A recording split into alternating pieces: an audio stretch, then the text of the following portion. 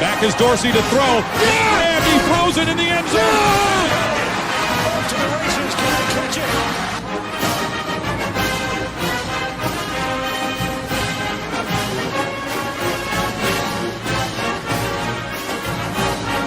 The Ohio State of Mind podcast, hosted by Josh Kingley and Chris Rook.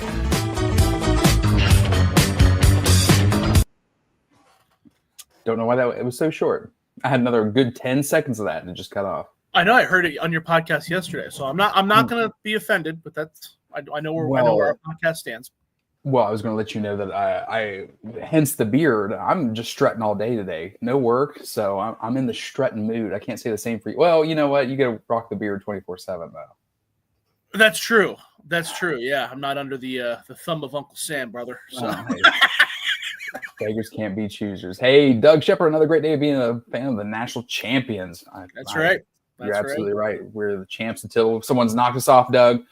Billy Tuesday coming in on a Monday. Billy, how you doing? Good evening to you as well. Where's our buddy Will at? There he is. Will, hey, I forgot Josh. What were we debating last week? Were we debating? We had Jeff on the show. We had Jeff on, yes. And then we must have ended with something. We're gonna have to go back into that one. We're gonna have to go back to that one, or we're gonna have to ask if Will can maybe throw that last week's video back. We'll absolutely cover it. Speaking of debates, though, Chris, I'm glad Will did bring up debating because I owe you an apology, dude. Okay. This whole year I'm shitting on Dylan Gabriel. Well, I was watching a lot of football this week. Even though I don't write for the Browns wire anymore, I still like to do my little draft rankings. And yeah, man, I think I was wrong about Dylan Gabriel. I called him overrated all season long. He does have the prettiest ball. I mean, I gave him a third round grade, and I grade like I make love generously. So, you know, but I can't say that someone sucks all year and then have him as a third round grade. So I think it was being a little too harsh because he was 30 years old. But then I was also going through the ages of all the dudes in the draft. Yeah, and like Cam Ward is like 30 years old too, bro. Like there's like a couple dudes that are like been in college for 7 years. So so you were watching some football this weekend in the Browns. Was it some pro days from Dylan Gabriel, or was it just some no? I was watching old games. I was I go on YouTube and watch. I just kind of pick. If you search a player, a couple of their games will pop up. Or I try not to watch highlights. Naturally, I've seen a lot of Dylan Gabriel highlights, but you can find games where people do a great job where they cut off the commercials and shit. But yeah, man, you can crank out, 3 games in like an hour, dude. So. Oh, buddy, I'm definitely with the YouTube. I was always a fan of Big Ten Network when they would do the run through or the condensed games and cut all the extra. Yeah, it was great. Timeouts and then in between walking around and whatnot. It is Monday, the 24th of March. I am now 35 years old, my friend. Yours is coming up now too. You're right around the corner. Isn't that fucking insane? Yep. What? No madness this weekend? I watched a little bit of madness this weekend. I tell you what I did watch, which was more madness than anything on the hard court. The Ohio State Buckeye female women's hockey team went for the 3rd straight national championship against Wisconsin. Ohio State is up. They draw a penalty with 1 minute and 50 seconds left. So they are at the man disadvantage, right?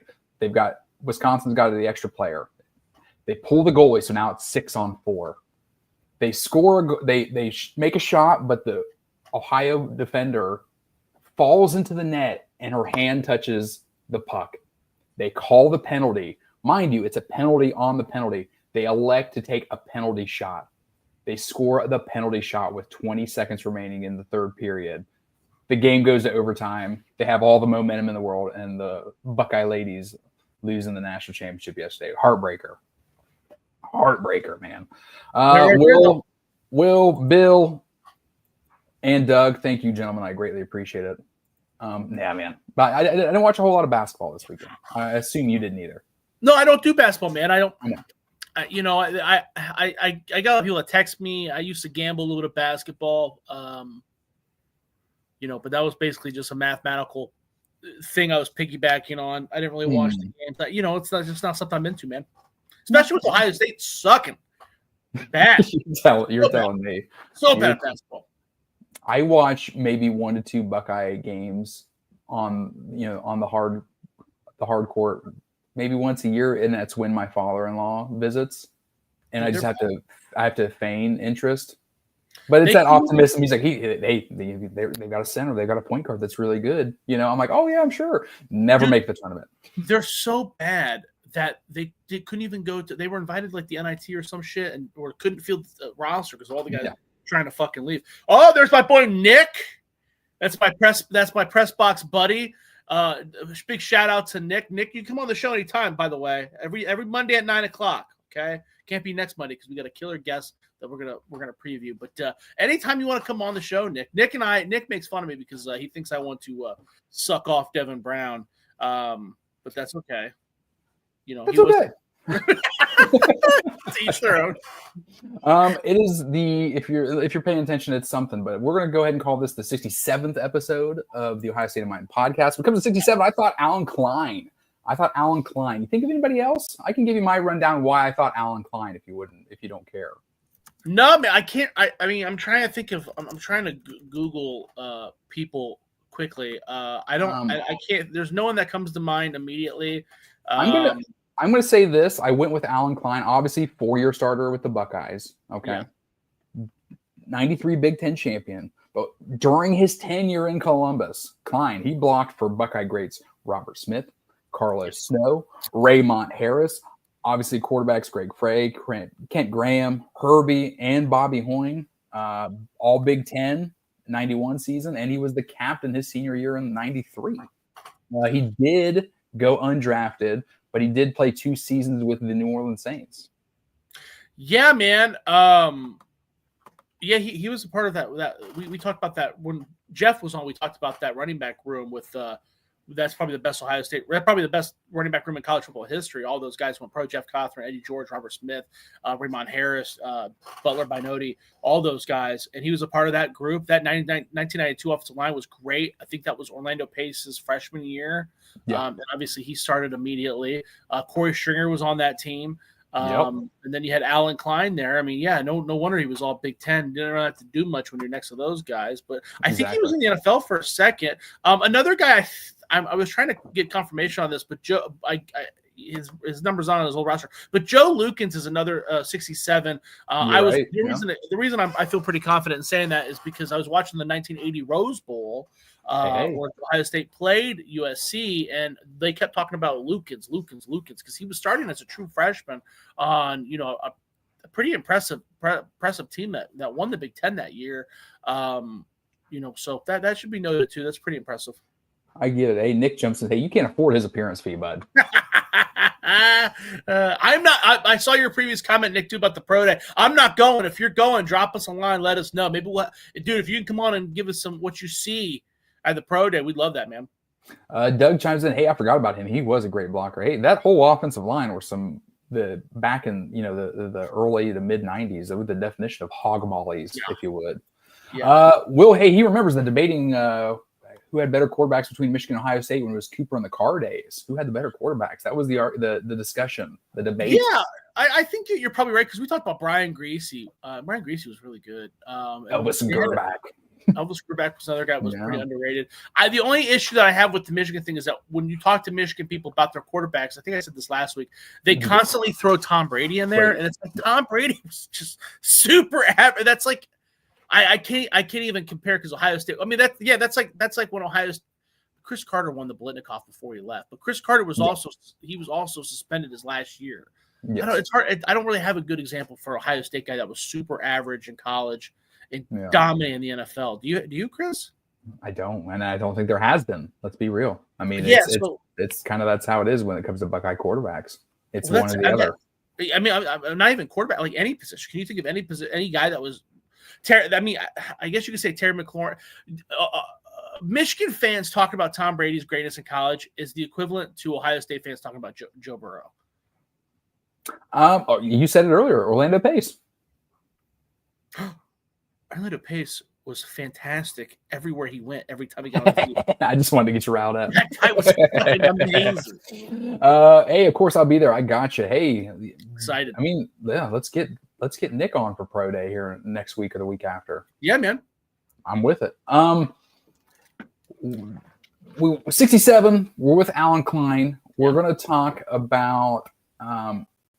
It's opening week in baseball. I've got my Sox jersey on, but it is also opening week for the UFL. The UFL, Josh. We've got some Buckeyes playing in the UFL that starts Friday. Go right ahead. Yeah, man. UFL. If no one watches the United Football League, definitely check it out. Definitely check out our boy Colby Danton, his podcast, the UFL Gambling Podcast. Obviously, it's gambling, so don't just follow those boys blindly. But I will tell you that I bought a brand new TV and an Xbox and some other things with my winnings from the previous UFL season. So it's good quality football. If you're looking for something that's, we were talking about the arena football, the National Arena League before we started the show, and it's not like that. It's a notch above. I would even say it's probably better than watching Canadian football. You don't have a bunch of Canadians playing, but so there's 8 teams in the league. Let's just go. We'll just run down the Birmingham Stallions, the returning champions, back-to-back champions. They have Marcus Ball, former tight end. Oh yeah, remember that Penn State touchdown catch. There you go. And Benjamin Victor, the former wide receiver, number 9. Yep. Yeah, there you go. The DC Defenders have Josh Proctor. Oh, that's a very recent one. Very recent. The Arlington Roughnecks have Damon Arnett. Oh, wow, man. He has had a big fall from grace when, Las Vegas went up and picked him. And a lot of people were scratching heads, especially with some of his issues off the field. But, hey, he's still playing ball. All right. Yeah, very good, too. It was very, very good last year. The Memphis Showboats have Steel Chambers.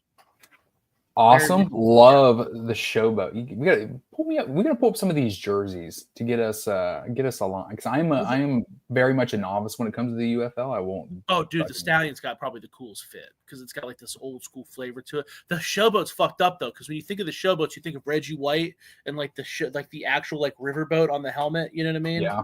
Like they don't do that. They change the colors and everything. So it's not the same, but that's all right. That's all right. Antoine Jackson is also on that team, former defensive tackle. And Amir Reep. I don't know if everybody remembers Amir Reep. Amir Reep was at Ohio State and got kicked off the team due to some rape accusations after he was proven to be innocent. He transferred to Lincoln College in Nebraska. Something like that. Yeah. So moving on, the San Antonio Brahmas, named after The Rock's tattoo. The Rock, yeah. Yeah. They got Rashad Berry playing linebacker.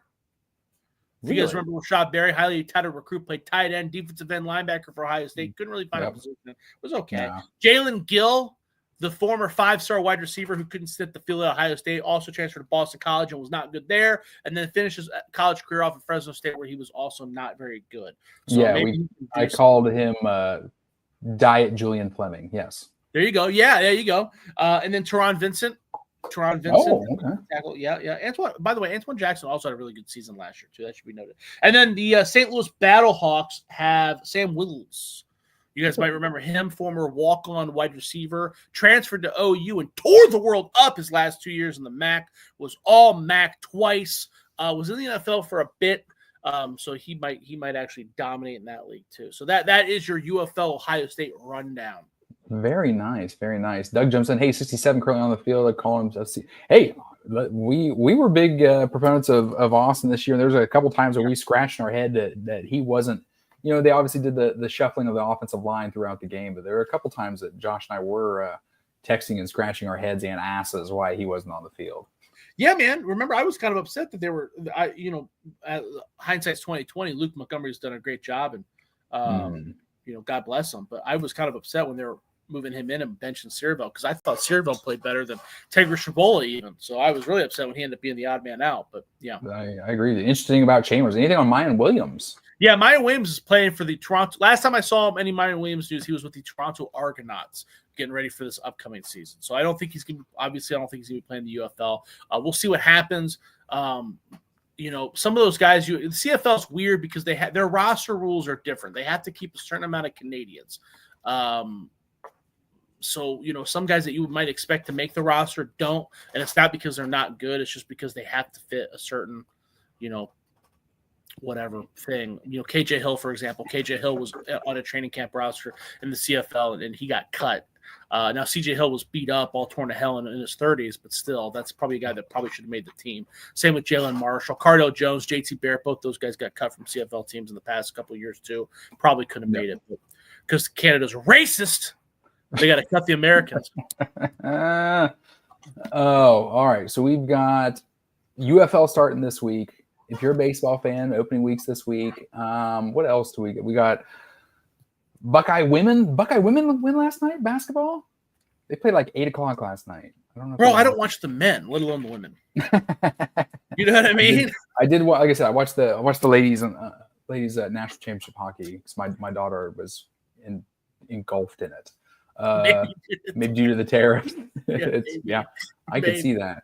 Well, 2 weeks ago, Josh, we went and looked at the last 3 Ohio State national champion teams. We're talking 2002, 2014, and obviously this past year in 2024. We drafted an offense. This week, we're drafting some defense. Yeah, man, very excited. I was looking over the defensive rosters from those years, and my God, there was some talent, bro. That we kind of hit some dead spots, like quarterback. Like the big debate at quarterback a couple weeks ago was it was like who sucked less, basically. You know what I mean? It wasn't like USC talking about Matt Leinart and Carson Palmer, and it was a very dull conversation if you look at the national landscape. But I think that if you took anybody that was a college football fan and went over these 3 defensive rosters, I don't know. You'd be hard pressed to find a better accumulation of talent. I don't know, man. Like what based off of your quick review, what do you think the weak spot was? Maybe cornerback? I would say cornerback, but I'm going to say cornerback. When I say cornerback, there was one cornerback. I looked at some stats from that national championship year that really jumped out at me, and no one really talked about it, and it really kind of surprised me. I think there's a couple picks at safety that are going to be, one's going to get one and the other one's still going to be happy with the other pick. Linebackers, we're running a traditional 4-3. Let's be real. I'm going to say that. I say that to say this as well. Obviously, everybody I have pictured, that's not only individuals you can pick. If you want to pick, someone that played, primarily as a nickelback and have them as your starting corner, then hey, more power to you. Yeah, but they're on that roster, then absolutely. Yeah. I agree. Yeah, man. I mean, there's just it's pretty crazy how impressive these teams were. No, absolutely. Jeremy, how you doing, bud? I hope you're doing well. All right, so shout out to Jeremy for snaking that Josh Simmons card from me. We were at a card shop together a couple weeks ago, and a young boy had opened up a Josh Simmons autograph card numbered to 9. I was negotiating with him, and then Jeremy scooped up the card right in front of me. Took advantage of that young boy, but that's okay. Was this young child unattended? Is that what it was? Well, I did the appropriate thing and haggled with the grandmother, but Jeremy went below the belt. That's what offered her a mule and whatnot, right? Yeah, no, he went straight to the kid, lying to him. To take that card from Jeremy. Well, he said not the full story. We are going to do our draft. All right. I've just got the starters from the roster pictured. Again, if you want to pick somebody that wasn't an every down starter, more power to you. But we're looking at this before we get going. I've got our defensive line, we're working in ascending order. At the bottom, we've got 2002. In the middle right there, 2014. And at the top, the 2024. Obviously, you've got some studs. What's sad is we've got some guys here that are no longer with us as well. Yeah, that's sad. What else is sad too is that Will Smith aesthetic gone. Look at that. The defensive line for this year does not look like defensive line. Those guys are wearing quarterback face masks. I want the full cage, baby. If you don't have a bowl ring, you might not make my team. That's right. I will be set up at the card show. I have singles and commemorative boxes. Hey, where's the card show at, Josh? Jeremy, you didn't pay for advertising, so I'm not really sure we should be doing this. But Jeremy will be he will be set up. The Polaris Hall is having that big show. Chris, I sent you the advertisement. Basically, everybody on the team is going to be there. It feels like. They even convinced JTT to come out and sign autographs. And there is going to be a card show as well. So Jeremy's going to be there. He works for Anna. He's going to have some of those special Anna National Championship commemorative boxes that you can purchase. And then you can get autographs from all the players if you have enough cash. I believe the cheapest one is the punter for $30. Good old Joe McGuire. The most expensive one is Will Howard at $150. So, and most of those guys are closer to Will Howard. Why now? Trayvon Henderson 75 and Quinshon Judkins is 100. This is a topic for another podcast, but very interesting to me because I would have figured that Trayvon would be more expensive, but he is not.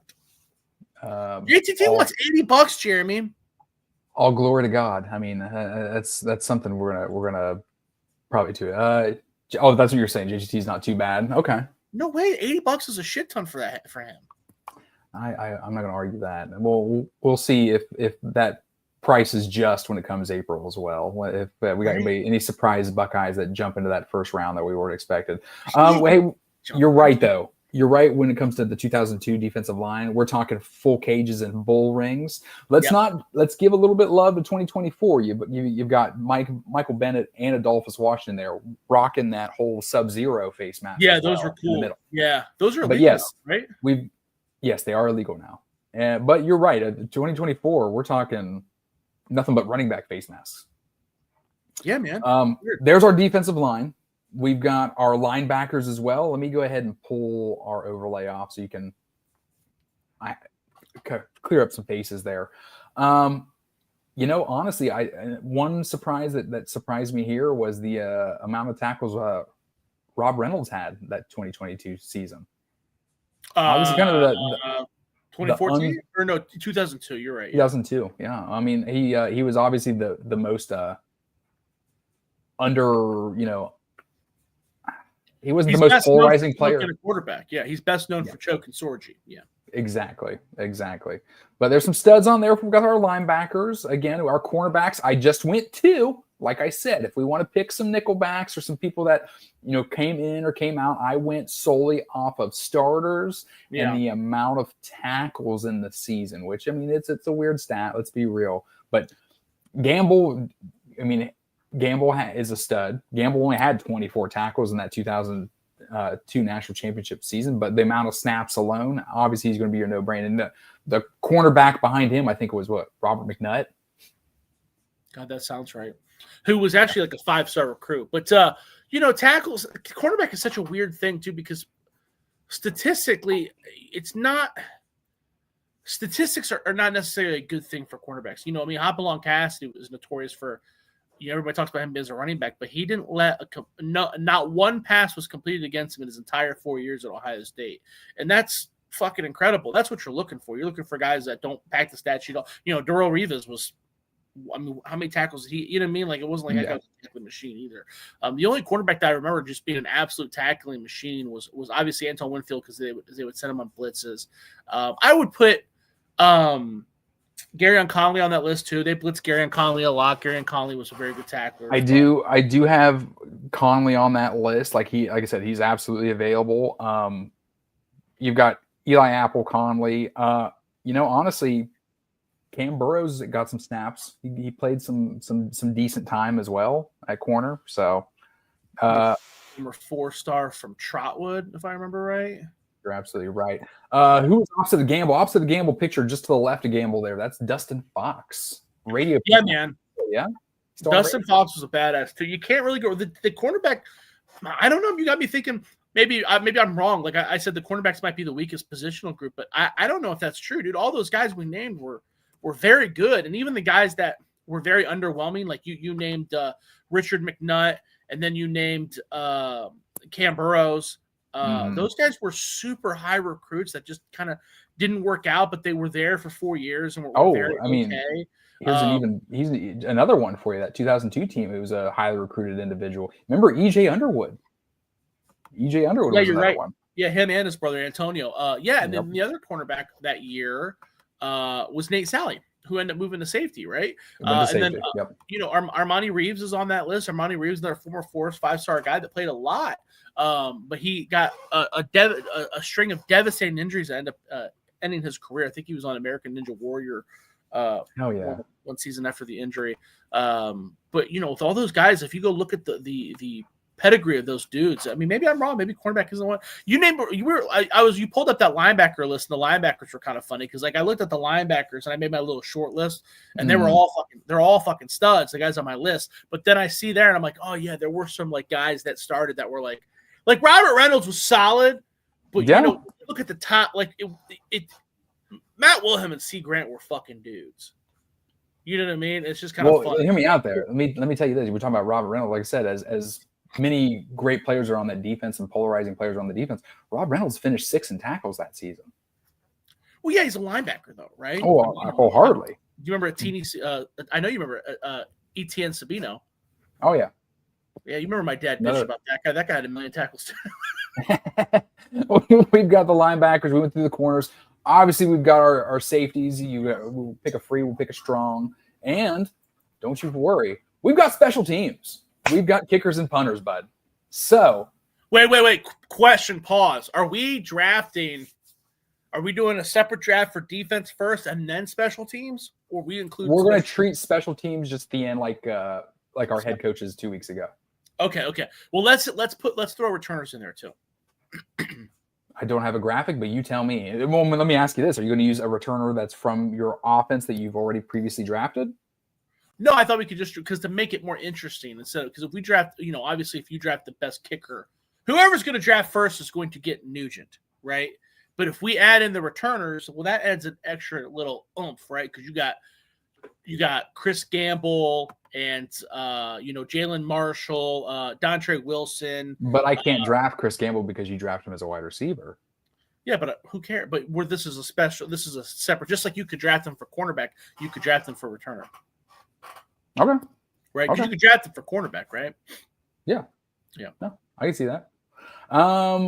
This is going to be a long night then. No, absolutely not. We're gonna storm through this. We're gonna give you a factoid or two, maybe a little idea of what we were thinking when we picked them. But Josh, any position group you want, you're up. Again, it was your birthday. You pick first. I pick first. All right, going first. I'm just going to get it over with because the other side of it is just as good as a pick. My favorite Buckeye of all time, I'm going Mike Doss. You son of a bitch. Yep, I'm going Mike Doss. Did I had the first pick for offense, didn't I? You did. I should have. Well, you know what? That's fine. Because you know who I'm going to take? I'm listening. You Joey tell me Bosa. Tell me which. Joey Bosa, baby. All right, tell me the position group first. We'll go. You're going Bosa. You're going. Yeah, dude. 2-time All-American. You got a 3-time All-American ball hawk and heavy hitter, but Joey Bosa, dude. One of the best players in Ohio State history. He's right up there with Mike Doss as well. I don't think anybody would doubt that. He probably would have been a 3-time All-American if he would have stayed. Dude, that team. I agree. Whoo! The way he impacted the game. That proves based off his NFL career as well, dude. Joey Bosa, all the way, baby. Joey Bosa. All right. So you've got one of the 4 of your defensive linemen figured out. I've got a safety. Like I said, I pick Mike Doss. I know there's another damn good strong safety, free safety on there as well. So yeah. You went Bosa, love it. I'm gonna go to the buddy, fun. I'm gonna go to the cornerbacks. Okay, I'm gonna go ahead and take. Actually, no, I'm not. Damn it! Oh, you're switching it up. I know, right? I'm switching it up, aren't I? I'm gonna change the NCAA rules. I'm gonna go ahead and let 2 people on the same side of the ball wear number 2. Give me Caleb Downs at free. What the fuck, dude? Wow. Okay, all right. I didn't think. Oh man, that's crazy, dude. Well, you won the safeties. Yeah, I've got that one. Go ahead and put that as a W, you piece of shit. God damn it. Wow. Okay. Well, now that you're done with safety, well, we'll talk about it later. All right. Okay. You Well, just tell me which position group we're going to first. Defensive line. We're going defensive line? Going defensive Okay. line. We're going defensive line. Let's hear it. His son is on the team. His son plays defensive tackle. His son's from Dublin Kaufman. This person passed away. I'm gonna go Will Smith, baby. In my opinion, there is a giant gap between Joey Bosa and Will Smith at the defensive end, and I got the two best by a wide margin, baby. No, without question, you just turned around and said, "Hey, I got the safeties locked down. You've got the defensive ends locked down without question." That is right. It's a good one. It's a real good one. Nice strategy. Take all the safeties. Will Smith. Hey, Will was calling it, and I don't know. Maybe you got Will on speed dial over there. I'm gonna go. I need to go ahead and get myself a linebacker. Okay. I need a linebacker. I need a signal caller. I'm going to surprise you here. I'm going to get my offense organized and in the right place with Cody Simons at middle linebacker. Oh, wow. I'm going to go with Cody Simons at middle linebacker. Get my guys organized and in the right place. Because let's be real. Super interesting. My secondary, there isn't a thing. Hey, Caleb Down and Mike Doss are going to get you in the right spot. I think Cody Simons is going to anchor that linebacking core, get them where they need to be. Very interesting. Cody Simon, former four-star recruit, dealt with a lot of injuries this year, Rose Bowl MVP. Some would say his career was a little underwhelming, but he finished strong. But that's kind of the theory. That's kind of the character arc for the entire defense, really. You know, one thing about Mike Doss, too, that needs to be noted, too, he's one of the only players ever to win a championship at all three levels. He won the state championship twice at Canton McKinley, including one national championship back when they did that. He won a college national championship, obviously, as we're all aware. And then he won a Super Bowl ring with the Indianapolis Colts. Yep. His high school film, too, if you want to go back and look at Mike Doss's high school film on YouTube, it's crazy. In my opinion, he was a far better running back than safety. But obviously, it's easier to see when somebody pops off the screen at running back than safety in high school, right? It's just how it works. I was trying to do some research on his recruiting. It doesn't seem like he was like this huge giant recruit that we talked about. It seemed like a guy like Richard McNutt was a higher recruit than Doss, which is shocking because Mike Doss did just absolutely dominate. But yeah, so Chris, you got Cody Simon. Will is saying it's a reach. We'll go ahead. We will see. I'm with it. We will see. Go on. I'm sorry. No, my thing was I was looking at tackle. Hey, Matt Wilhelm was the man, and he over 120 tackles on the season. There's only one individual that had more tackles out of these three national championship teams, and I'm not going to tell you who. But I'm excited because I didn't look at stats, so I'm very excited for that. I'm very excited for that. Too easy. Where you going? Next for me. Defensive backs, okay. Yeah. I'm starting to figure out that perhaps corners or safeties? Cornerbacks. Okay. I'm starting to figure out that I like this guy a bit more than everybody else, but that's okay. Because I took him early in their last draft. I'm also going to go with Chris Gamble. I just think that Chris Gamble is so impactful, and if he would play today, he would be way closer to Travis. It's hard. I don't want to say because Travis Hunter is great. But he's way closer to that people remember, man. Chris Gamble was just so good, lightning fast, physical. I think that there is a huge gap between him and the rest of the field at cornerback. Okay. No, I think you're right. And I think I'm going to go and surprise you one more. And I'm going to pick somebody that their numbers – they were definitely someone who was unsung in a sense because there were studs on this 2014 team, but one person that doesn't get a lot of hubbub was Doron Grant. I'm going to take Doron Grant, this 2014 team. Doron Grant. Let me read this stat line to you. At corner, 63 tackles. 49 of them solo. That means, hey, they got past the linebacker's defensive line. He had to make a tackle, but he made a fucking tackle, right? But the one that stuck out that no one really talked about, 5 picks that national championship season. 5 picks.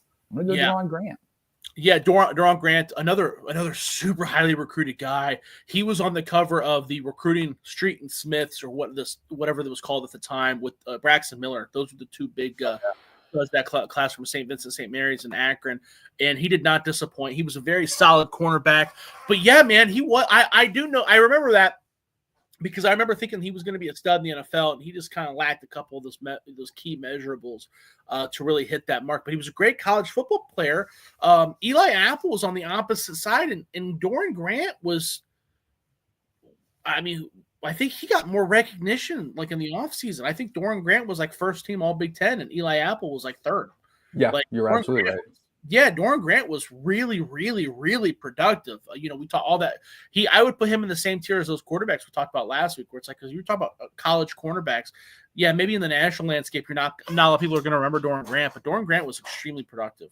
No, Will Lattimore was next year, another notable name that was on that team, but he only, being a freshman, only saw 3 tackles. Damon Webb as well was on that team. Only saw 3 tackles that season.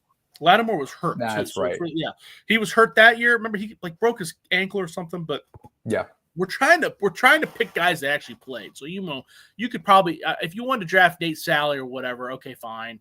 Or one of those other guys. But Marcus Lattimore, you're kind of reaching a little bit. Who was our linebacker in 2014? I believe he was from Florida. He was a high recruit. We'll get to once we get to. I believe you're talking about Curtis Grant. Curtis Grant was a 5-star recruit from the state of Virginia. He was the number 1 linebacker in that class. I think that's who you're talking about. He's Raekwon McMillan. Oh, Raekwon McMillan? Yeah. Raekwon McMillan is from the number 1 recruit out of Georgia. Fuck that guy. But he started as a freshman, but he was all-timer, yeah. But he was later, right? He was like the next year. He was like 2015, right? Yes, he was. Raekwon, right? Actually, I take that back. Raekwon sniffed the field his freshman season, and he actually had 49 tackles. Oh, fuck. So he did play that year. He's available. I don't have him pictured. I don't have him as my 3 starting linebackers. That counts because he started games. That counts. Absolutely. You want to draft for Raekwon, that counts. My 3 starters for that 2014, I've got obviously Joshua Perry, 124 tackles, led the team. I've obviously got Darren Lee, 81. Yeah. And then my other outside linebacker, Curtis Grant, was 69. Yeah, well, Raekwon McMillan played a shit ton. I remember specifically him. I tutored him that year, so I remember him playing a lot. All right, so you had the last pick, right? Yep, I went Doron Grant. You're up. Where are we going? I'm gonna solidify the interior of my defensive line. I'm gonna take Tim Anderson. Tim Anderson, former state championship wrestler that translated obviously to the college level. 2002 national championship team. Went on to play with the Buffalo Bills for a little bit. Was pretty okay. I think he's a high school coach, a high school wrestling coach at wherever he went to high school. Another Ohio guy, another pretty highly recruited guy, 4 or 5-star guy, big 33 guy. Love it. All right, so your picks recap. We've got Joey Bosa and Will Smith on both of your outsides. You got Chris Gamble playing out there on an island in the corner. And the interior, you got Tim Anderson. I'm going to stay here, and I'm going to pick the inside of my defensive line. I'm going to go Michael Bennett. I'm going to go Michael Bennett. That's a good one. I was always a big fan of Michael Bennett. That 63 always looked odd to me when he was playing on the interior of that line. I feel like he belonged on the other side of the ball, but Michael Bennett was absolute consistency his entire career at Ohio State. Yeah, Michael Bennett was a good player. I think he started the last 2 years of his career there. Yeah. Big, heavy recruit out of Centerville, Ohio, same school that AJ Hawk went to, Nick Mangold went to, Kirk Herbstreit went to. He was like a 4 or 5-star recruit. He was actually on the United States eighth grade team or whatever they do, where they play like other countries and America just fucking destroys them. And Snoop Dogg sponsors it all. Yeah, so it's weird. It's something weird. I don't remember who. It might have been Upper Deck, the sponsor. I can't remember. But he was on a team with Todd Gurley. I think was on that team too. Oh, there's a lot, but there were a lot of guys that never made it. I think Frank Epitropoulos was on that team. Hey. If anybody remembers him, but yeah. And then he was also an Army All-American as well too in high school. So lived up to the hype. Derek jumps in. Do you guys think the 2002 and 2014 team could do with what we did in the 12-team playoff? I think so. Sure. Physicality. For sure. There's not a doubt in my mind that 2014 team is one of the best teams in college football history. The 2002 team as well, because they had just enough talent. They were very deep everywhere, so injuries wouldn't really affected them. And Jim Tressel was a great coach. Yeah. Jim Tressel would have been a great coach in the expanded playoffs because he didn't show his hand ever. No. Curtis Grant, Waquan, freshman in that championship team. You're absolutely right. Where are we going, Josh? The number one linebackers of their respective classes. I'm gonna go on the interior too because I think that there's a huge gap, but I don't want you to take him. I'm gonna go with the other guy from that 2014 team, Adolphus Washington. Was an All-American that year. Both guys were very, very good. That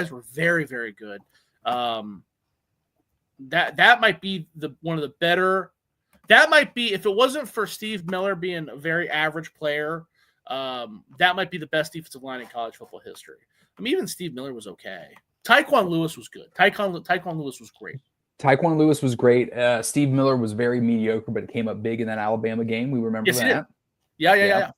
If we were to have Jeff back on here from last week, he would probably say he's the worst player to ever play just because of the name alone. Oh, that's right. There you go. No, I like it. I would doubt the 2002 team. I just think that the 2002 team, first of all, Jim Tressel was a great coach, an elite coach. I think Urban Meyer was a great coach too, but Urban Meyer relied a lot on his talent. I mean, you saw that when they lost to Michigan State when he was like, I don't know what to do. Let's run it with Braxton Miller again. Great coach, but, you could see his mental farts more. Jim Tressel didn't really do that. His game, it was very annoying to watch, but he always had control. He was always composed. He always knew what he was doing. And that year, he had the perfect amount of talent to achieve it because Maurice Claret was great.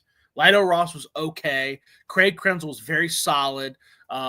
Chris, you mentioned, we talked about Ben Hartsock, and I mean the offensive line, all those guys were very good, and we're talking about the defense of that year too was just phenomenal. I mean, Mike Doss dominated that year. I don't know. I think in the expanded playoffs, you beat the best team too. Miami was by far. That was not a year where it was like, well, when Ohio State played Notre Dame this year, Notre Dame was not the most talented team. Miami that year, like 40 of those dudes went to the NFL out of that 75 person roster. Yep. I wholeheartedly agree with you. I'm going to go ahead. I'm willing to. I think I'm just doing this one for stylistic and the fact that I always loved him, and he was the first one to wear this face mask when I was a kid, and I always wanted it. Give me Dustin Fox as my other corner because I'm very confident in my safety help over top, and the fact that Dustin Fox that 2002 season over 80 tackles, 4 picks too. Give me Dustin Fox. Yeah, Dustin Fox was a physical freak too. Another Ohio guy.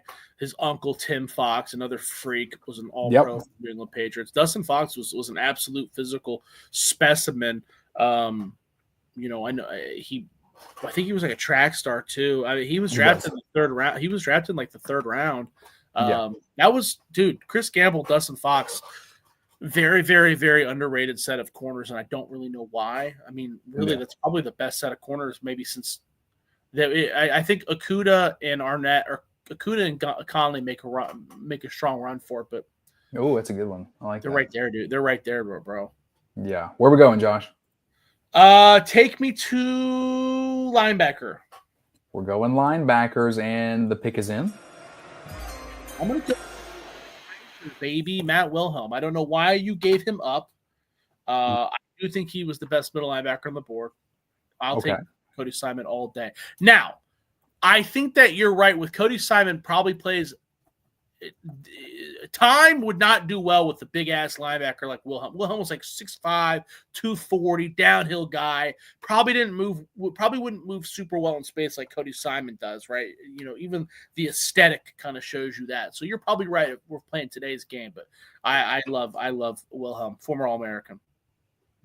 I give you the credit because I wanted to go with them. I obviously wanted.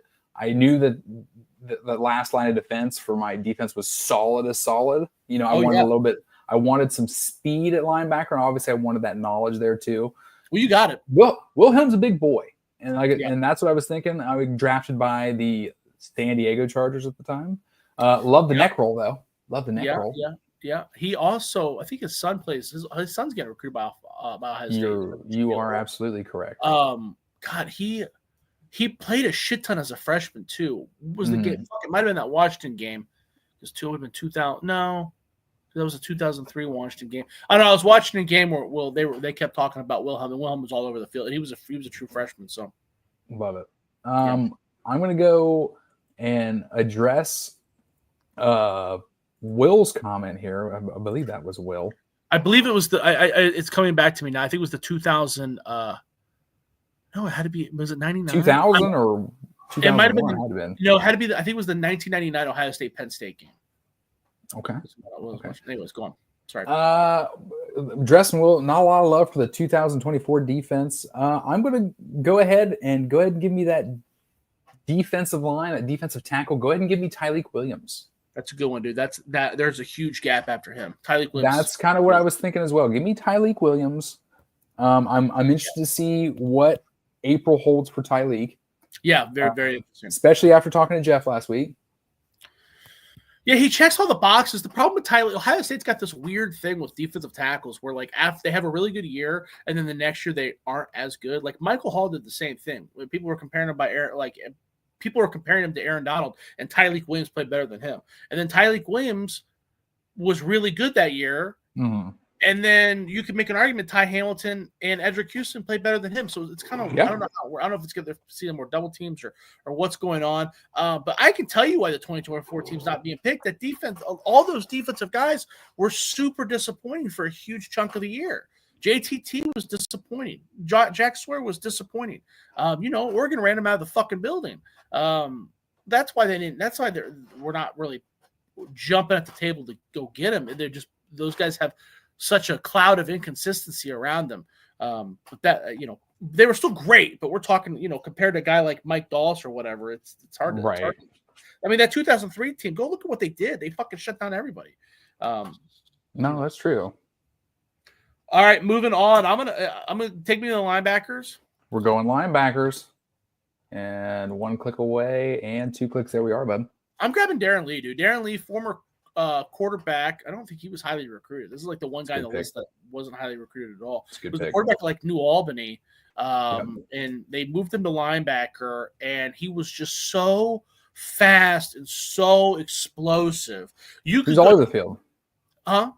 All over the field. The whole playoff run. Yeah, if you go back and watch highlights of Darren Lee, there's a lot of highlights where I watched his film with an NFL scout at the time, Chase Blackburn. I think he's still scouting. I'm not sure. I haven't talked to him in a long time. But I was watching these plays, and I'm like, oh, that's a really good play by Darren Lee. And he's like, yeah, it is, but that's not going to work in the NFL, because what he would do is, like, instead of, like, following the line and trying to beat them to where they're supposed to go, and, like, pull on pulls or traps or whatever, he would just run behind him. And he was so fast that he would basically lap them. Track him down, yeah. And he did that all the fucking time. Just a very explosive athlete. No, I know. He was drafted in the first round by the Jets, Will, and he had a little bit of some off-field issues and some things happened. Like I said, his play style he relied a lot of his athleticism. I think he left after 3 years. That's a guy that probably should have stayed to be a better football player, but my God, just a fucking freak. Likely, didn't he play for the Jets? Yes, he was drafted by the Jets. Yeah. He was, in fact, drafted by the Jets. I'm going to stay here. I'm going to go ahead. I've got Cody Simons in the middle. Give me on the outside of him. Go ahead and give me the Big Ten Network's own Joshua Perry. Oh, I see. Go ahead. I think that's a good pick. I think that there's I don't know if there's a huge gap, but there's a solid gap because of how productive he was. Right. He just wasn't like a super explosive athlete, so people forget, because Darren Lee was on that team. But Josh Perry was good. Josh Perry was a very solid player for a couple of years. Started a couple of years. Of all of these national championship teams of 02, 14, and 24, Joshua Perry is number 1 in tackles for the season with 124. Shitload of tackles, my friend. That's a shitload of tackles. That is a shitload of tackles. I'm surprised by that. I am surprised by that. I didn't think he was that good, but he was very productive his last 2 years on campus. So I guess I shouldn't be surprised. All right, man, it's going to be crunch time here. Let's see. What do we? I'm missing a linebacker and 2 ends. Where are we going? Where are you going for you, dude? Let's go with Sonny Styles. I feel like you're going Sonny Styles. Yeah, man. I'm gonna get that speed at line. I got my 2 speedsters on the outside and Matt Wilhelm in the middle, baby. Sonny Styles is good. I think that some of this pick is a little premature because I think he's going to really explode this next year. But again, this is a guy that was wildly inconsistent at the beginning. I think you could probably go back and find podcasts where I said to bench his ass. But by the end of it, he went from being an absolute liability, and he went from being an absolute liability in coverage, the guy who would get lost in the shuffle of the trash when he was blitzing, to a guy that was very effective against the run and terrible against the pass, to a guy that was pretty average at both, to a guy that was dominant at everything. He really shined there in the playoffs. So I think that the future is bright for him. So maybe this isn't a fair pick because I'm probably evaluating it a lot based off his future. But I mean, he was really good there in the playoff run. I wholeheartedly agree with you. I'm going to add on to this. The Buckeyes, he is the 2025's Buckeyes only returning 100 tackler. He finished the season right at 100. Wow. So, and number 2 right behind him returning, Caleb Downs with 81. 100 tackles for Sonny Styles this year. He was good. Like I said, he finished the season strong. A lot like a lot of those guys. And that's fair, too. He's a young guy. They moved around positions. Remember, this is a guy who reclassified. He's supposed to be a sophomore. He entered college as a junior. He was supposed to be a senior in high school, and he was playing college football. And they moved him from safety to linebacker, and it was a tough transition for him. This is a guy that's a physical freak that was very raw, still very raw. Yes. And he relies on that physicality and that speed and athleticism. So hopefully, that we can kind of nail that down for next year. No, I wholly agree. Guy, Lorenzo Josh Styles has to go Denzel Burke. Oh, he's calling your shot? I don't think it's your turn to pick. It is. And I still need a outside linebacker. I need 2 ends, my friend. I need 2 ends, and you've already cornered the market on that one. Baby. So with that being said, go ahead and mind you, my head coach is the Senator Jim Tressel, the Lieutenant Governor, if you would. He's going to play him in the right spot. Go ahead and give me Jack Sawyer at one of my defensive ends. Okay. I'm going to go Jack Sawyer. Captain Jack Scoopin' Sawyer, baby. Never going to ever have to buy another meal or a drink in the state of Ohio again. Give me Jack Sawyer. No, I don't think Derek came on there and said Chase Young. I don't think Chase Young played enough for him to be in this draft. Did he? Was he even on the team then?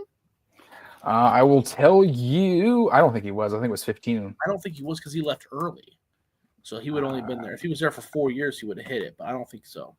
No, he was not. Yeah. So we're only drafting from national championship teams, unfortunately. He did not register a tackle that season. Yeah. So because he wasn't there, right? You're absolutely right.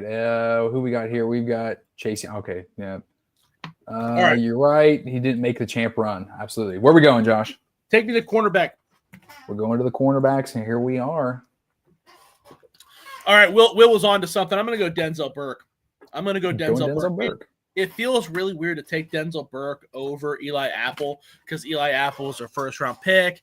And he really shined that last year, but that was really it. He was kind of a one-year wonder. Denzel Burke was very, very, very good for all 4 years. Started as a freshman, came into college. I think he's from Kentucky, right? You're right. Yes. Not really like a super high recruit. Was labeled as an athlete and immediately started. Well, he didn't immediately start. Cam Brown and Seven Banks, I believe, were the starters, and then he overtook. Yes. Seven Banks. One of those guys got hurt, and the other one sucked. They both ended up leaving. But Denzel Burke started and then never really looked back. Had a little bit of a sophomore slump, and then looked really good as a junior and senior. And he's a guy that's probably going to have a very Sean Wade-like NFL career, which is okay. But people aren't going to remember him like they do Eli Apple because of it, and that's unfortunate. No, I wholeheartedly agree. Now I'm going to go. So we take Eli Apple. You got both Chris Gamble and Denzel Burke. Yeah. Those are your two corners. Okay. Okay. He's from Arizona too, by the way. I botched that. Arizona. Oh. You think Arizona? You always. I immediately go Joe Germain. That's my guy. Not Joe Germain, but yeah. No, that's right. Yeah, I am right. Where's my mouse? There it is. Comments. I know, right? The hit Sonny Styles put on at Texas and he dropped the ball and hit him so hard Texas wanted to call targeting and absolutely wasn't. Oh yeah. Well, it was just that Gunnar Helm. Yeah, same guy. Old Gunnar Helm, and then he wanted to go ahead and do that showboating over Caleb Downs later in the game too. That was kind of funny. That was my Sonny Styles play. Okay, I'm gonna go. I still need an outside linebacker. I need a defensive end as well. Yeah. I'm gonna go outside linebacker. This guy came in, and I think when he first came into the program, they were experimenting him at corner, outside linebacker. He was on special teams, a little bit of strong safety. Your dad, when we were kids, had a picture of this guy that was autographed, had a great inscription on it. I'm going C. Grant. That's right, dude. I remember that, and I remember it vividly. You want to go tell them what that said? What did it say? Stay down, bitch, right? No, he said, game over, bitch. Game over, 6. Bitch. Yeah, game over, bitch. And, of course, we're talking about that national championship ending pressure that C. Grant put on Ken Dorsey through the ball and into the end zone, and it was all over by then. Who we got here? That's a great pick. C. Grant, I again, that's another one where it's like the gap is so huge between him and the pack. Absolute phenomenal athlete, like you said, played cornerback and all that. Probably would have had a longer NFL career if it wasn't for his lack of size, but great, stud. 70 tackle season, that national championship, 50 of those 71 all solo. 50. Wild. That's wild. Yeah. Thanks, Doug. I know I fucked up. I said he was from Kentucky. You're right. Denzel Burke is from Arizona. All right, I guess I got nowhere to go, but I have to go safety. That's my last spot. You've got to go safety. We're going to the safeties. There we are. Bang. I kept this for last because obviously you took the first two, so obviously I could just sit. The best two. Yeah, the best two by far. But Von Bell's good. I'll take Von Bell. Von Bell was also an All-American. He's not a He's my 3. Yeah. Yeah. I mean, Caleb Downs and Mike Doss are, assuming Caleb Downs has a good season, they're going to be 3-time All-Americans. So it's hard to compete with that. But Von Bell was great. Von Bell was awesome. It was ended up being a first-round pick, having a great NFL career. Was an All-American in college. Von Bell was really, really, really great. Will definitely be, if it wasn't for those guys being maybe the best safeties in Ohio State history, he'd be right there. No, I agree. I know. I think the last I checked in with Von Bell was Cincinnati, then New Orleans. Where's Von Bell at now? I figured he was still with Cincinnati. Is he not? I'm not 100% sure on that one. No, go ahead and check it out. With my last pick, he's a free agent currently. Okay. Last pick from me, I need a defensive end. I've got the choice between JTT, I've got Steve Miller, and I've got Kenny Peterson was a defensive tackle. Darian Scott was the other defensive end, opposite of Will Smith, yeah? Yep. That's what I was thinking. I need a defensive end, I'm going to go JTT really had a fucking, other than a few big plays here and there, it's kind of underwhelming. Who? JTT.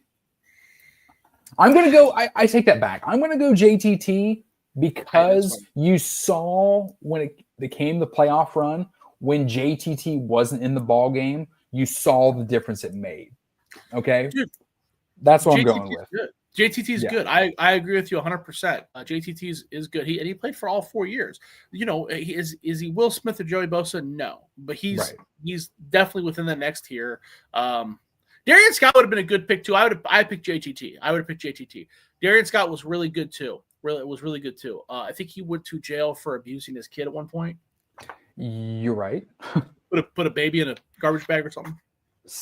You're in the ballpark. So my last pick, let's go with Lathan Ransom.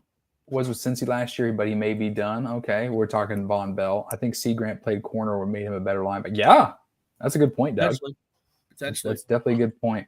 Where are we going? You going Nathan Ransom or Lathan Ransom? Yeah, dude. The other, so I got two guys from Arizona, my defensive backfield. Lathan Ransom, former 4-star, 5-star guy. Dealt with some injuries early on in his career. I'm glad he stuck around, was a vital part of this defense. He's obviously not going to go down in Ohio State history as like, an all-time great or anything, but very, very solid. Very, very solid player. Very, very solid. Now we have our 3-4 aligned. Josh, you want to go ahead and give the rundown of your defense? All right, so I got Joey Bosa and Will Smith at defensive end. Bang. Tim Anderson and Adolphus Washington on the interiors. Woof. I have Matt Wilhelm in the middle. Yep. And Darren Lee and Sonny Styles on the outside. Got some speed out there. Nice. Yeah, that's right. And that cornerback, I got Chris Gamble and Denzel Burke. Yep. And at safety, I have Von Bell and Lathan Ransom. I like it. You've got everything you need in the middle of the field. I'll give you that. Yep. You got everything you could ask for in the middle of the field, without question. I'm running top down. My two high safeties. I've got Mike Doss and Caleb Downs. Thank me later. Oof. My corners, I'm leaning on my safety help, but I think they're very underrated corners. Obviously, Deron Grant and Dustin Fox on the other end. My linebacking core is as follows. In the middle, I've got Cody Simon being that field general, getting everybody where they need to be. C. Grant saying stay down, bitch, on the outside there. Joshua Perry, who led the team in tackles that season for 2014. And my defensive ends are both 2024 recent national championships, JTT and Jack Sawyer. Also got Tyleek Williams in the middle. And one of my personal favorites, Michael Bennett, closing out my defensive line. Did you say you got JTT and Jack Sawyer too? Yeah. Oh, you said, I'm sorry, I missed that. I was looking at the sheet. Von Bell, he was with the Bengals last season, but Father Time has took him. I can see that. Well, I mean, if I was on the Bengals defense, I don't know if I'd be telling people I'm on the Bengals defense. Oh, shit. Very interesting. Josh, we've got two more. We're going to go kicker. We're going to go punter. Now, we know who the first pick's going to be. Well, that depends. Are we adding returner in here? That's up to you. We can. I like it. Because if we're adding returner, who has the first pick? I picked first to start it all.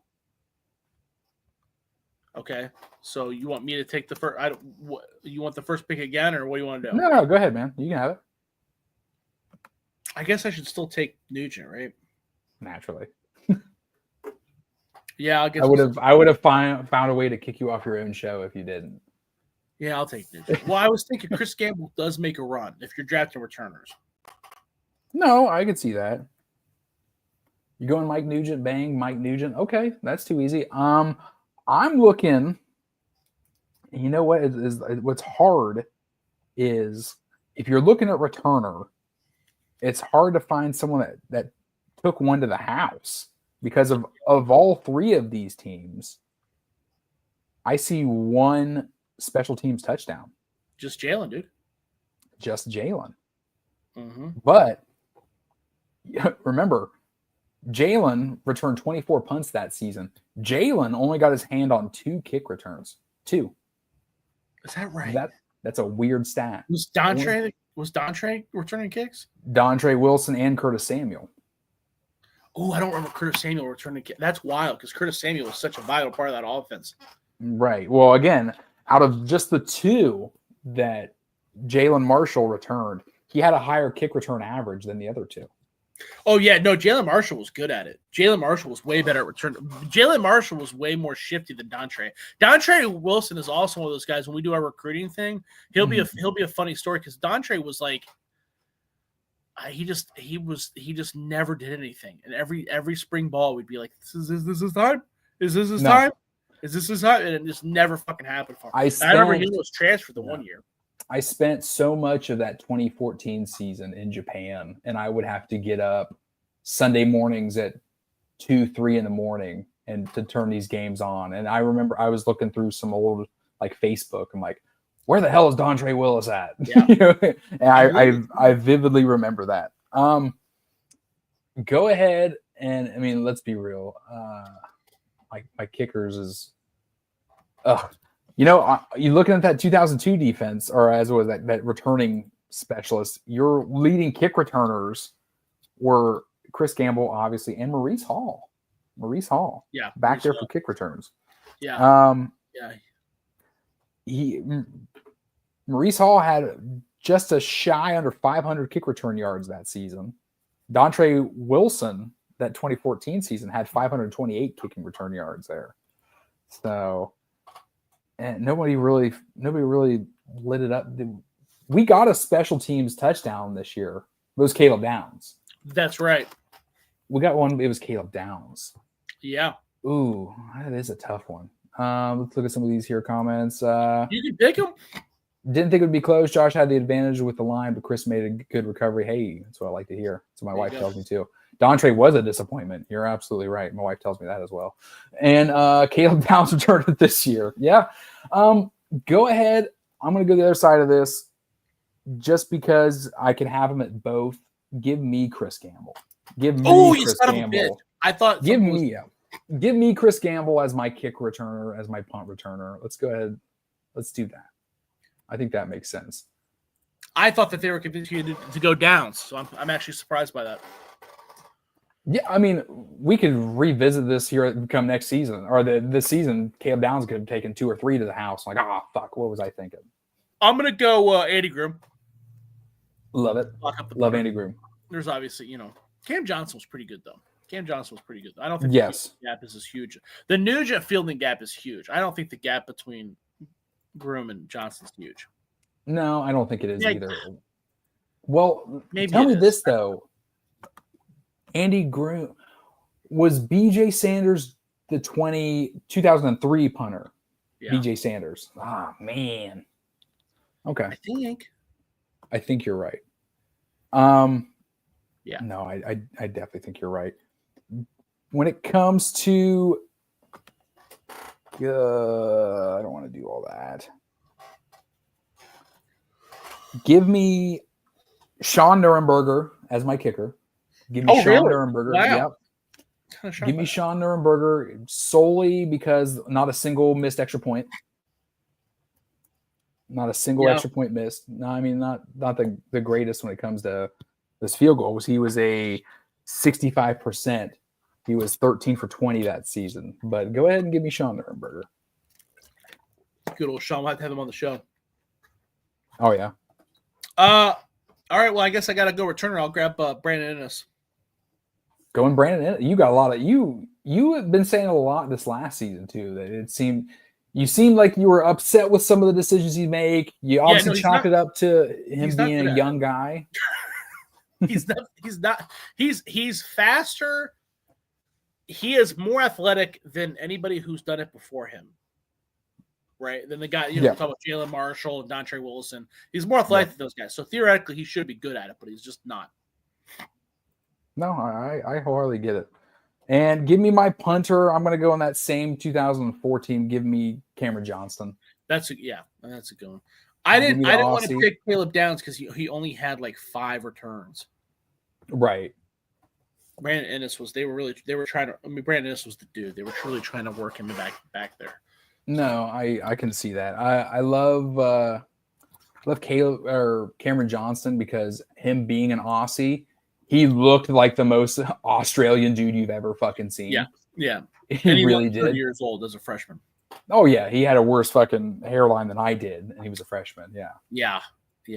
Hey, Will likes Ennis. Ooh. Do we think Ennis is one of the 2 back there for kick returns this year? Yeah, I think so. Yeah. Because he's going to be rotating in at slot. So he should still be, he's not going to be the guy. So he should still be able to return. And he should be better at it. The only reason Down scored on that punch was because that ball bounced. I've seen it happen a lot over the years. Oh, yeah. We grew up watching the bounce happen to just fall right to Ted Ginn and him just make magic. Yeah. Yeah, and he's fast as fuck, too. That should be noted. But, yeah. I will agree. Bang. There we are. That is our defensive draft. We'll compile these next week, though. What do we got going on next week, Josh? Yeah, we got Buckeye Steve coming in from Buckeye Backers. Good dude. You guys said that you guys wanted someone who's actually at the practices to come on the show, and he's there. He's at every practice. He's at every game. He knows what he's talking about. I've had the pleasure of dealing with him at games, and he'll be a fun talk for sure. It's funny you said that because I saw Buckeye Steve, Buckeye Backers, jump in our comment section a couple months ago, and I checked out his YouTube page, watched some of his stuff. Love his set. Yeah, got all the flair in the world, but very excited for that. Yep. We're gonna have Buckeye Steve on next week. Next week as well. Do we want to start our recruiting rankings, especially with Buckeye Steve, or do we want to hold it off for a week? I think we should hold it off because I don't know how long. We want to make sure we keep these shows relatively short, even though the last two have gone over an hour. But yeah, everybody knew this one was going to run a little bit longer. Question 2: Pro Day. What's the date we got for Pro Day? It's Wednesday, right? I think it is Wednesday. Mm-hmm. Okay. But Nick texted me, and maybe we can have him on the. So next week we'll have Buckeye Steve on. The week after that we'll break down a 2020 recruiting class, and then the week after that let's have Nick on. I love it. What else? Anything closing comments? Dude, I got nothing, man. Just Did I brighten up your Saturday night showing you Archie Griffin on the toilet? Oh, dude. It looked like he was on the toilet. Why did you not include that on the podcast? Give me a second. Are you not? Oh, okay. Yeah, I think I've got it. I think it's on my email. I didn't know what the rules were. I don't care. Anybody that's still on, hey, I like we said earlier in the show, I had a 35th birthday yesterday, and I had a very good friend of mine every year. I'm a sports TV guy. She gets me a cameo and somebody that I love. Like a couple years ago, I'm a huge Firefly fan. She got me Gina Torres a couple years ago and talked to me and my daughter. That was really cool. But this year she outdid herself. I'm going to go ahead and play it. Now, I will ask you this. When you watch the video, Ohio State of Mind fans out there, tell me if you think he's on the toilet. Because one, he's Archie Griffin, he can do whatever the fuck he wants. Yeah. Two, if he is on the toilet, this might be the best gift ever. I hope he is. I hope he is. All right, here we go. Let's get this going. Hey, Chris, Archie Griffin here. OH, you know what to do, Chris. And you know what to Chris, do. I know you know what to do because I understand from your good friend Laura that you are a big-time Ohio State Buckeye fan and you're a big-time supporter of the Buckeyes. And I want to thank you for that because I greatly appreciate the way that you support the Buckeyes, certainly on your podcast. I know that you have a good time doing that.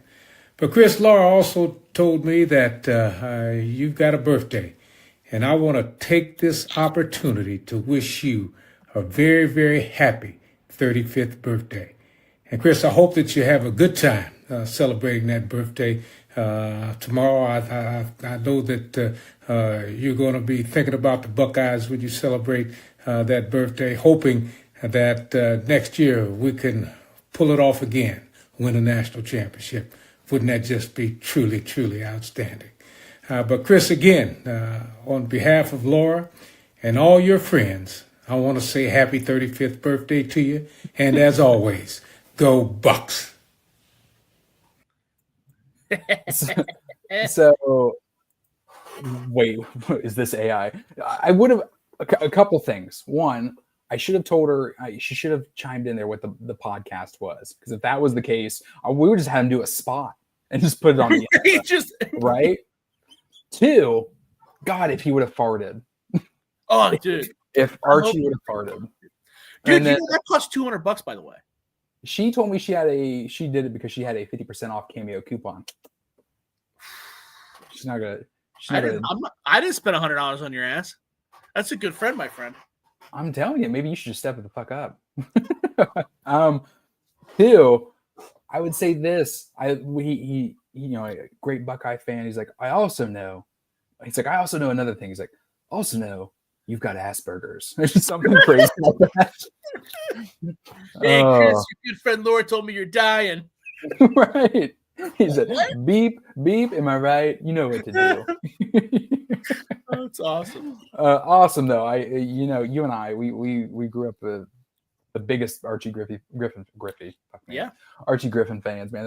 That was awesome. I got that right at midnight. It was funny because you actually, me being on the West Coast, you messaged me 2 minutes after 12 on the East Coast. I was like, oh, you're the second person to get me because she got me right at the fucking minute, and that was Archie. So yeah, great birthday. Great fucking birthday. Great show. 2 great defenses. We'll put them back together. We're going to talk to Buckeye Steve next week, yes? Yep. We're Buckeye going to talk back. to Buckeye Steve. And, all right. And then we're going to get all his socials, plug him up. He's going to be currently at the spring practices right now. He goes to every single spring practice, every single game. He'll be at the pro days. He does it all, man. So come check out his podcast, Buckeye Backers, and then definitely follow him on X, all that good stuff, and come with your questions. Yeah, absolutely. Come with your questions. He's there at spring ball. He's going to be there Wednesday for the pro day, guys. Get your questions in. We're going to have Buckeye Steve here. We're going to be here. We're going to be giving you all the good, hot Buckeye news. We're going to maybe see if he's had any interactions with Matt Patricia too. See if Jeff's insight rings true. Dude, you're a lucky man. I'm a very lucky man. I've made it C35, but I'm very lucky to be here every Monday with my best friend Josh. I'm very lucky to be here every Monday with you guys, being faithfuls of Ohio State of Mind podcast. We love having you. We love seeing you guys every week. We love talking with you. You guys make the show enjoyable. If it wasn't for y'all, I'd just be looking at him and his fucking helmets all day for an entire hour. But for the Ohio State of Mind podcast, I'm Chris. You can find me at CRunyon15 on X. Josh? Yeah, follow me on X at Josh Keatley 16. Make sure you leave us some nice reviews. It actually doesn't fucking matter what kind of review. Just comment on the YouTube page. Give us some thumbs ups, some subscriptions, some subscribers, Spotify, all that good stuff, man. Absolutely. Well, I'm Chris. He's Josh. This is the Ohio State of Mind podcast. We will see you next Monday with Buckeye Steve of Buckeye Backers. Get your questions ready, and we will see you next week. And, of course, go Bucks.